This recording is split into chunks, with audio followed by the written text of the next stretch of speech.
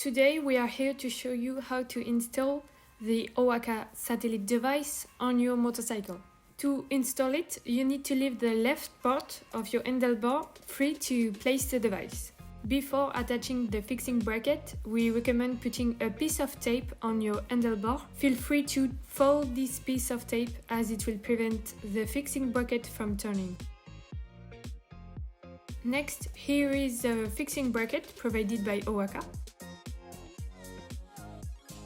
You must place the fixing bracket on the piece of tape, and before tightening the fixing bracket, make sure you have correctly oriented the fixing bracket towards the sky. Then you just have to place the device on the bracket and close the last cable tie.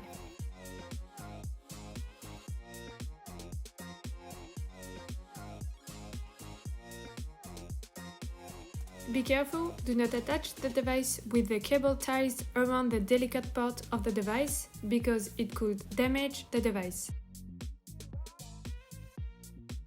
You can then cut any excess cable ties.